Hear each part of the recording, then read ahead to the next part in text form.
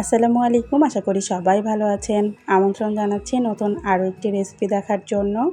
আজকে আমি চাল কুমড়ো দিয়ে মাছ রান্না করে দেখাবো। আশা করছি আপনাদের কাছে ভালো লাগবে। আসলে রান্না তো সবাই পারে, তবে আমি যেভাবে মাছটা রান্না করে নিয়েছি আজকে সেই রেসিপিটাই দেখাবো। আশা করছি আজকের এই কুমড়ো দিয়ে মাছ রান্নার রেসিপিটা আপনাদের কাছে ভালো লাগবে। আর যদি ভালো লেগে থাকে প্লিজ একটা লাইক দিয়ে চ্যানেলটা সাবস্ক্রাইব করে আমার সাথে থেকে যেতে পারেন। কুমড়ো দিয়ে মাছ রান্না করার জন্য প্রথমে মাছগুলোকে ভেজে নিতে হবে।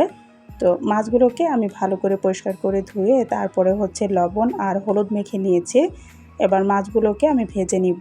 পরিমাণ মতো কড়াইয়ে তেল দিয়ে তেলটা ভালো করে গরম করে নিয়ে তারপরে একে একে মাছগুলো দিয়ে ভেজে নিতে হবে।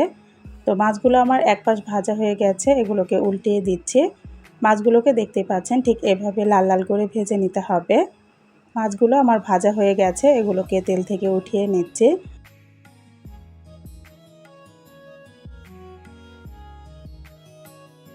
আর বাকি যে তেলটুকু আছে এর মধ্যে আমি দিয়ে দিব পেঁয়াজ কুচি। পেঁয়াজটাকে দিয়ে লাল করে ভেজে নিতে হবে। আসলে রান্নাটা এক একজনের এক এক রকম, তো আমি যেভাবে রান্নাটা করে নিয়েছি আজকে সেই রেসিপিটাই আপনাদেরকে দেখাবো। পেঁয়াজগুলো লাল করে ভেজে নিয়ে এর মধ্যে আমি পানি দিয়ে দিচ্ছি, মশলা দিয়ে দিব। আর গুঁড়া মশলাটা যেন পুড়ে না যায় সেজন্য অবশ্যই এখানে পানি দিতে হবে। তো একে একে আমি সব মশলাগুলো দিয়ে দিচ্ছি। প্রথমে দিয়ে দিচ্ছি হলুদের গুঁড়া, এরপরে দিয়ে দিব শুকনা মরিচের গুঁড়া, এরপরে দিয়ে দিব আদা রসুন বাটা, দিয়ে দিচ্ছি পরিমাণ মতো লবণ। এবার মশলাগুলোকে খুব সুন্দর করে কষিয়ে নিতে হবে। আর এদিকে আমি কুমড়ো কেটে নিয়েছি। এটা চাল কুমড়া, আর কুমড়াটাকে ঠিক এভাবে কেটে নিয়েছি। খুব বেশি পাতলা বা খুব বেশি মোটা করেনি, ঠিক এভাবে কেটে নিতে হবে কুমড়াগুলোকে। আমি আমার পছন্দ মতো কেটে নিয়েছি, আপনারা আপনাদের পছন্দ মতো কুমড়াটাকে কেটে নিতে পারেন। এর মধ্যে পানি দিয়ে ভালো করে আমি ধুয়ে নিব। মশলাগুলো আমার কষানো হয়ে গেছে, এবার কুমড়োগুলো ধুয়ে তারপরে মশলার মধ্যে দিয়ে ভালো করে নেড়েচেড়ে কষিয়ে নিতে হবে। তো মশলার মধ্যে আমি কুমড়োগুলো দিয়ে তারপরে ভালো করে নেড়েচেড়ে এটাকে ঢাকনা দিয়ে কষিয়ে নিব। এতে করে কুমড়া থেকে কিন্তু অনেকটাই পানি বের হবে। এই পানিতেই কুমড়াটা কষিয়ে রান্না করে নিতে হবে।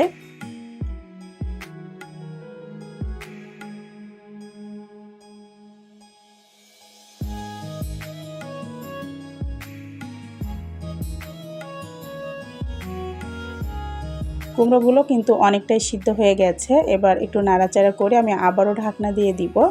কুমড়োগুলোকে কিন্তু কষানোর সময় সিদ্ধ করে নিতে হবে।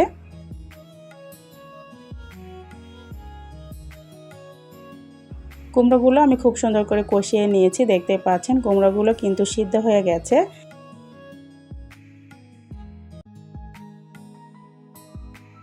এবার এর মধ্যে আমি দিয়ে দিচ্ছি পরিমাণ মতো পানি। পানিটা দিয়ে ভালো করে নাড়াচাড়া করে আমি ঢাকনা দিয়ে রান্না করে নিব ঝোলটা ফুটে ওঠা পর্যন্ত।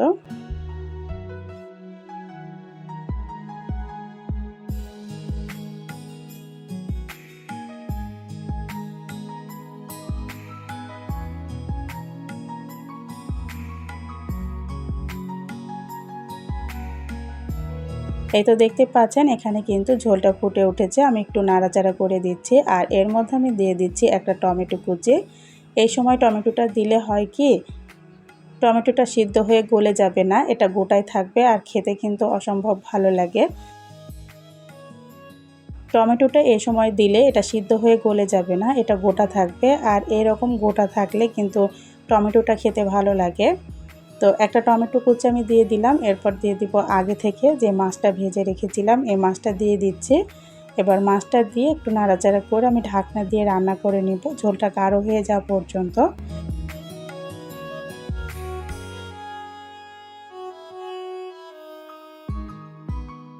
এই তো দেখতে পাচ্ছেন আমি বেশ কিছুক্ষণ এটাকে রান্না করে নিয়েছি। ঢাকনাটা উঠিয়ে একটু নেড়েচেড়ে দিতে হবে, আর অবশ্যই খেয়াল রাখতে হবে এটা যেন তলা থেকে লেগে না যায়। আর দেখতে পাচ্ছেন আমার রান্নাটা কমপ্লিট হয়ে গেছে। আপনি ঝোলটা কতটুকু খেতে চান সেই পরিমাণে আপনি ঝোলটা রেখে তারপরে রান্নাটা করে নেবেন। আমার এখানে রান্নাটা হয়ে গেছে, আমি চুলাটা বন্ধ করে তারপরে এটাকে নামিয়ে নিব। আর দেখতেই পাচ্ছেন রান্নাটা কতটা লোভনীয় হয়েছে। এভাবে মাছ দিয়ে একবার কুমড়াটা রান্না করে দেখতে পারেন, আশা করছি আপনাদের কাছে ভালো লাগবে। আশা করছি আজকের এই সহজ রেসিপিটা আপনাদের কাছে ভালো লেগেছে। আর যদি ভালো লেগে থাকে প্লিজ একটা লাইক দিয়ে চ্যানেলটা সাবস্ক্রাইব করে আমার সাথেই থেকে যেতে পারেন। আজ এ পর্যন্তই, সবাইকে আল্লাহ হাফেজ।